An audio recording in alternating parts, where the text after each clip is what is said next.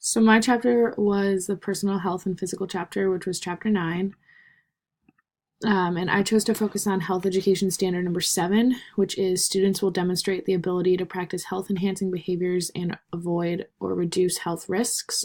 And I was using the performance standard 7.5.2, which is demonstrate a variety of health practices and behaviors to maintain or improve personal health. So the objective that I came up for my lesson was that students will be able to create a health plan for themselves that includes physical fitness activities, examinations, and skills that they want to gain physically.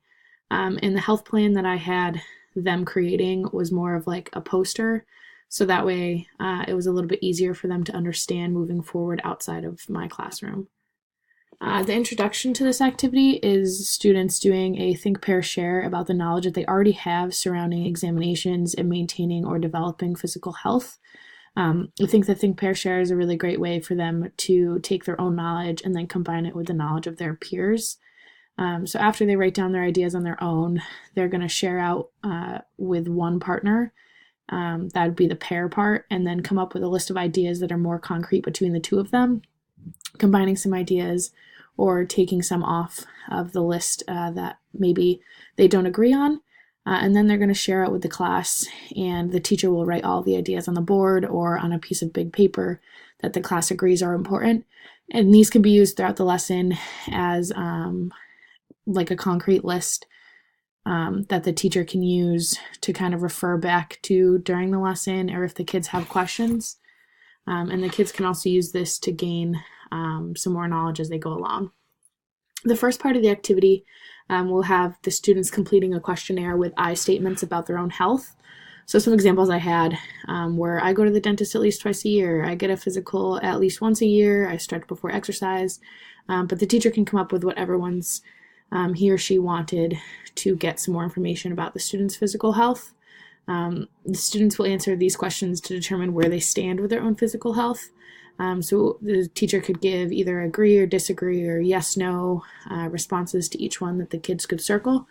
And then after that, they're going to identify areas where they want to improve. So if they notice that they have, and the teacher is going to walk them through this, but if they notice that they have a lot that don't agree with maybe stretching before exercise or playing sports or anything like that, that they can research why that's important and what they're going to gain from that.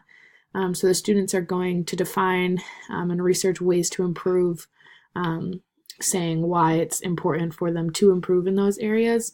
And this is where the teacher can refer back to that list and help the students and guide them along, not letting them just do it all on their own if they do have questions. The third part of the activity will be more creative for the students to create a poster with their findings. So after their research, they're going to include on their poster what they want to improve and how they're going to do it. And this should also include the reasons why the improvements to their health are so important. And that's the main reason that is going to connect back to the standards because it's connecting back to why the health is so important and beneficial to the students, especially as they're growing and developing. And the assessment part of this lesson plan is going to be based off their posters, not the actual answers to the questionnaire. Because the questionnaire doesn't have any right or wrong answers, it would be completely unfair to assess the students based off that. But the teacher should be looking for the students to have completed the poster with enough detail to show their understanding about the topics.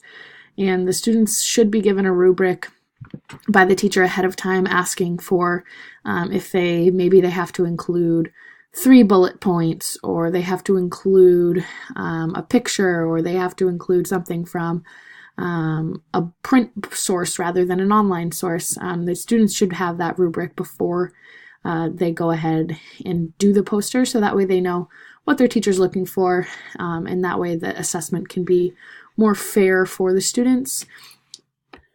So that's the end of my lesson plan for Chapter 9.